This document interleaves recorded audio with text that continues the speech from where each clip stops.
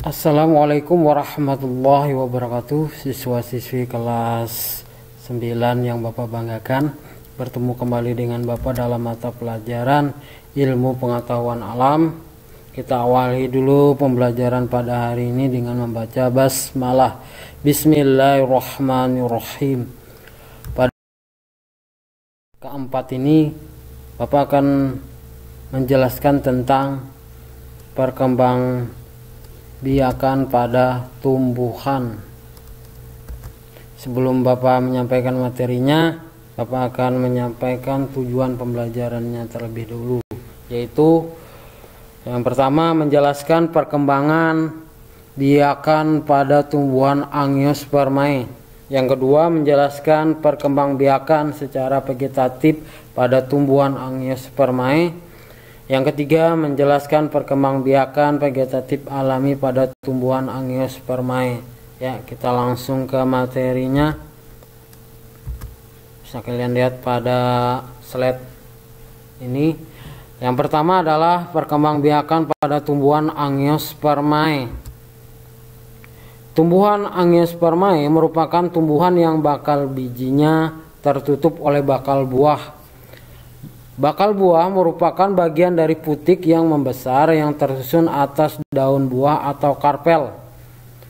Tumbuhan Angiospermae dapat melakukan perkembangbiakan secara aseksual atau vegetatif dan perkembangbiakan secara seksual atau generatif. Yang akan kita bahas di sini adalah perkembangbiakan secara vegetatif atau aseksual yang A. Perkembangbiakan secara vegetatif atau aseksual itu merupakan cara berkembang biak yang terjadi tanpa melalui peleburan gamet jantan dan gamet betina. Terbentuknya individu baru pada perkembangbiakan vegetatif itu berasal dari bagian tubuh vegetatif tumbuhan, misalnya batang dan daun maupun tunas. Perkembangbiakan secara vegetatif dikelompokkan menjadi dua bagian, yaitu perkembangbiakan vegetatif alami dan perkembangbiakan buatan. Lanjut. Yang pertama, perkembangbiakan vegetatif alami.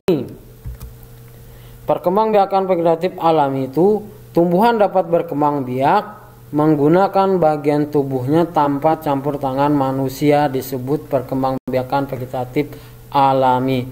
Jadi perkembangbiakan vegetatif alami itu adalah perkembangbiakan secara alami, tidak ada campur tangan manusia, hanya pada bagian tertentu dari bagian tubuhnya lah yang akan nanti mengalami perkembangbiakan.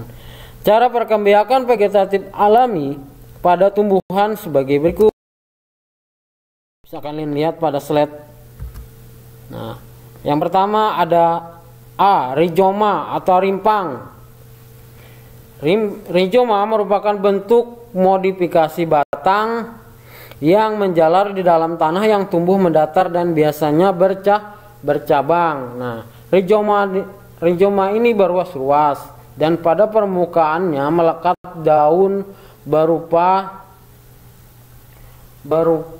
sisik pada ruas-ruas. Inilah yang akan muncul tunas dan tumbuh menjadi individu baru. Tumbuhan yang berproduksi dengan rizoma contohnya adalah jahe. Kemudian ada lengkuas, ada kencur dan kunyit. Nah, kemudian yang B, stolon geragi adalah bagian batang yang menjalar di atas permukaan tanah. Nah, pada bagian ruas ini nanti akan muncul akar dan akan tumbuh menjadi individu baru. Tumbuhan yang berproduksi dengan stolon atau geragi misalnya pegagan dan stroberi. Nah, bisa kalian lihat pada gambar ini. Nah, kemudian yang C, umbi lapis. Umbi lapis merupakan batang pendek yang tumbuh di dalam tanah dengan daun-daun tebal dan berbentuk sisik dan berdaging. ya. Nah, itu namanya umbi lapis. Umbi lapis memiliki bagian pangkal yang agak keras disebut cakram. Nah, tepi bagian cakram akan tumbuh akar serabut. Nah, pada permukaan atasnya tumbuh daun yang berlapis-lapis disebut bulbus. Bulbus merupakan bagian yang mengandung makanan cadangan. Nah, tumbuhan yang berproduksi dengan umbi lapis misalnya adalah bawang merah, kemudian bunga tulip. Nah, yang D, umbi batang. Jadi perkembangbiakan vegetatif alami yang D adalah umbi batang. Umbi batang merupakan bagian batang yang tumbuh di dalam tanah dan ujungnya mengembung yang berisi makanan cadangan.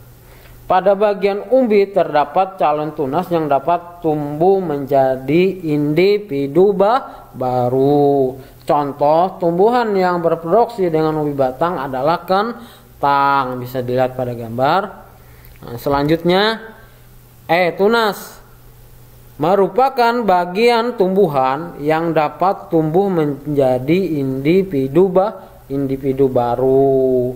Nah, tunas biasanya terbentuk melalui pembelahan sel pada bagian jaringan merismatis, misalnya di ujung batang, ketiak daun, dan ruas-ruas batang. Sebagai contoh, pada tumbuhan pisang tunas tumbuh pada ruas batang di bagian bawah. Nah, bisa kalian lihat pada gambar. Kemudian yang terakhir, tunas empentip merupakan tunas yang tumbuh pada bagian tubuh individu dewasa, misalnya pada daun dan akar. Tumbuhan yang berproduksi dengan tunas empentip misalnya adalah cocor bebek, bisa dilihat pada gambar, ya. Kemudian ada cemara, ya. Nah, kemudian tunas empentip pada cocor bebek muncul pada tepi daun, bisa dilihat pada gambar. Nah, apabila daun tersebut terlepas dan jatuh, tunas tersebut dapat tumbuh menjadi individu baru. Nah, sementara itu tunas empentip pada cemara tumbuh pada akar. Bedanya di situ. Kalau pada cocor bebek tadi di tepi daun, kalau pada cemara pada akar. Nah, demikianlah materi yang dapat Bapak sampaikan pada hari ini. Kurang lebihnya Bapak mohon maaf. Assalamualaikum warahmatullahi wabarakatuh. Terima kasih.